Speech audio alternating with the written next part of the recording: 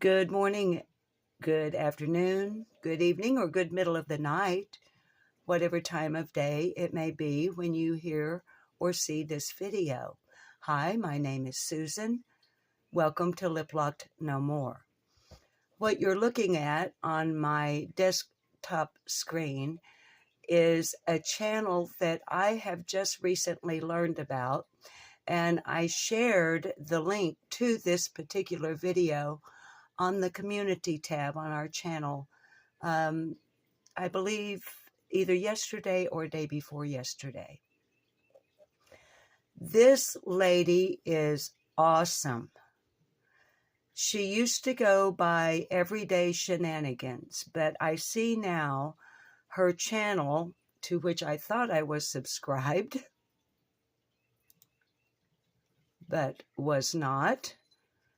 And I apologize for that. I am now.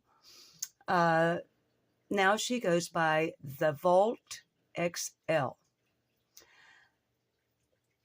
You'll know how it is when you encounter someone who says what you think, but says it so much better than you could ever say yourself. That's what has happened with me and watching this lady. The adjectives that come to mind seem too common to describe her. You know, the words we all use like awesome, wow.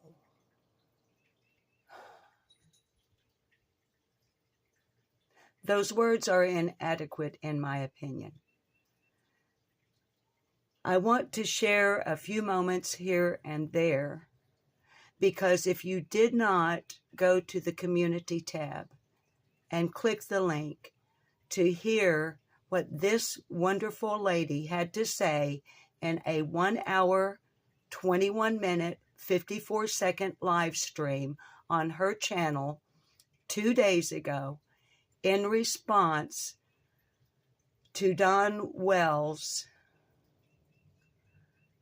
and his letter or statement, whatever we would call it, that was entitled The Last Straw on the findsummerwells.com official family website.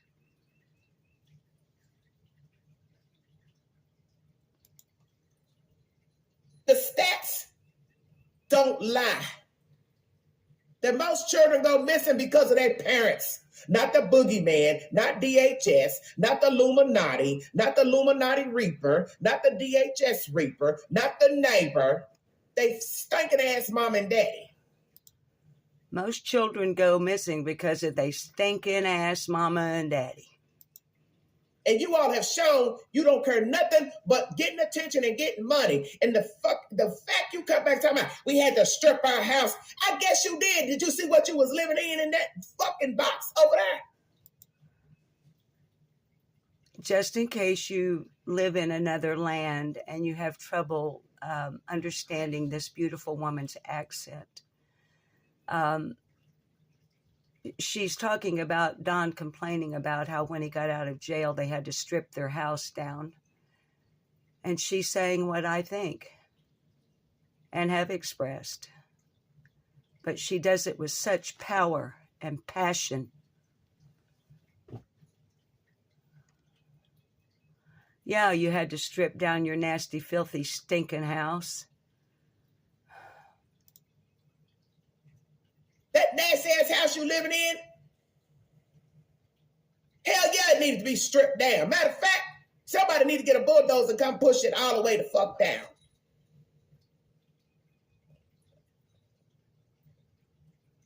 Just tell the truth. You two didn't do your part. Just tell the truth, she says to Donald Wells and Candace Bly. Just tell the truth. You two did not do your part. And they probably been severed your rights with those kids. And they've probably done severed your rights with those kids. We're never going to know because DHS ain't going to tell it.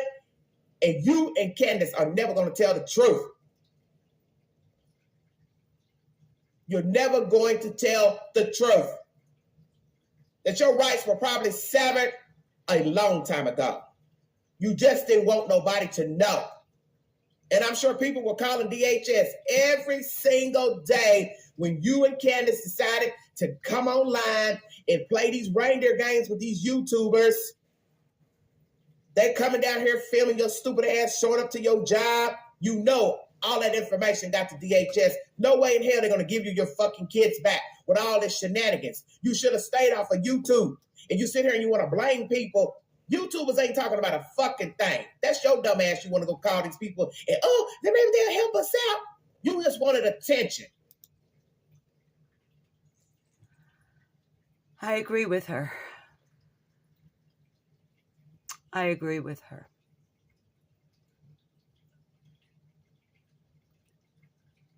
They just want attention.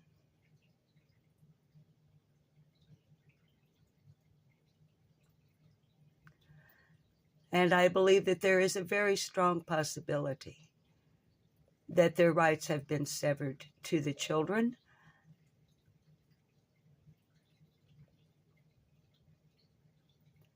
And I think it's obvious why they wouldn't want to tell us that, us being the public. Then you go to jail, Candace picks up where you left off. Then you go to jail, Don, and Candace picks up where you left off. A you and Candace problem. That is not a DHS problem. That is not a YouTube problem. That's a you and Candace problem. That is not a YouTube problem, and that is not a DHS problem, Don. Man, I love this woman. Because nobody told you to stay on your fucking phone going live with a bunch of damn junkies. And everybody that you done befriended, you done fell out with them. So whose fault is that? And all you other crazy ass people running in behind them, jumping on their fucking Facebook page, all this prayers this and prayers that. Y'all crazy too. You all don't know Candace and Don from a can of paint. They have lost every fucking kid they got. So what are you doing being a Facebook friend with these people? Let's remember that. Don and Candace have lost every single child they ever, either together or with others. I know we all know that, but let's remember that. They have lost over the years every single child they ever brought into this world. Yet, it's YouTube's fault they don't have their boys, according to Don and Candace. The typical dopehead, alcoholic, nothing is their fault. Everything is someone else's fault. What have I said since the beginning of my channel? I have said that regardless of what actually happened to Summer on June the 15th of 2021, the bottom line is neglect. That means you like trouble, you drama too. Checkmate. That means you like drama. You like trouble. You like drama too. Checkmate.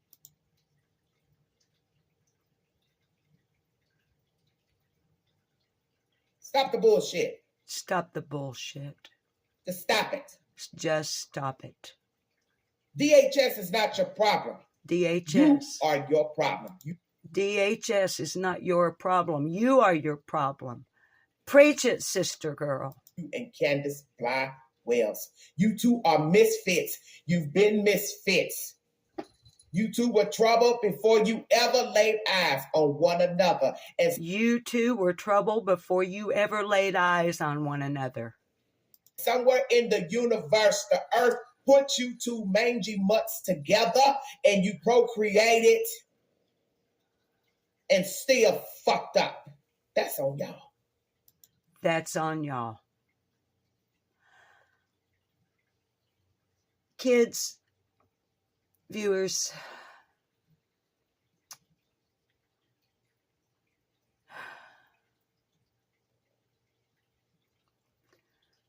I really wish you would go over and watch this live stream when you have time. This lady nails it every single moment. I'm just going to jump here. Her, they would assume she was a boy, unless she had on a tutu.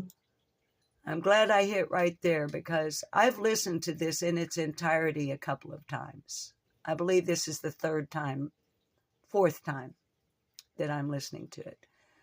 And I hit right on a spot that really caught my attention. Let me see if I can grab this without wasting a lot of time.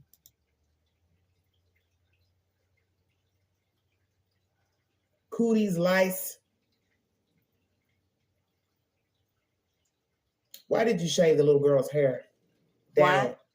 Why did you shave the little girl's hair? To the nub. Down to the nub. Because like I tell people, you always pay attention to the beginning of the story. That's where the truth lies. Always pay attention to the beginning of the story. That's where the truth lies. If a person was stalking your house and searching for a child. If a person was stalking your house and searching for a child. And let's say his or her preference was a boy. And let's say his or her preference was a boy. Then they stole Summer assuming she was a boy. Then they stole Summer assuming she was a boy. Stay woke. Stay woke. Stay woke. And that makes no common sense because. And that makes no common sense because. Her hair was shaved down like a boy. Her hair was shaved down like a boy. So if somebody was watching her. They would assume she was a boy. They would assume she was a boy. Unless she had on a tutu or a dress. The day of her abduction. Unless she had on a tutu or a dress the day of her abduction. And what are we told she was wearing? Gray pants and a pink t-shirt, likely barefooted.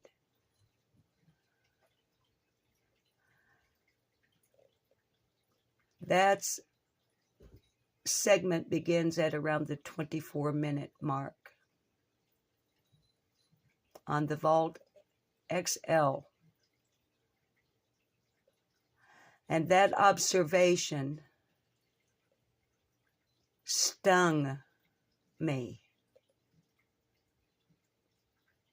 Not stunned, not S-T-U-N-N-E-D, stung, S-T-U-N-G.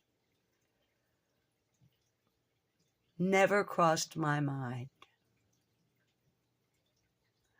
If Summer was a stranger abduction, which I've never believed, by the way.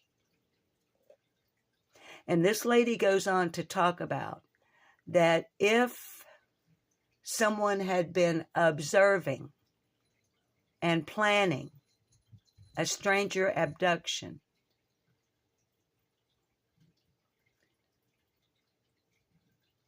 they very likely thought they were abducting a boy. And she goes on to talk about how that doesn't make any sense because according to what Don and Candace say, the three boys had been left home alone all day and nothing happened until moments after Candace arrives home with her mother, Candace Harrer, and her little girl, Summer Moon Utah Wells, who at this point in Summer's life, she looks like a boy.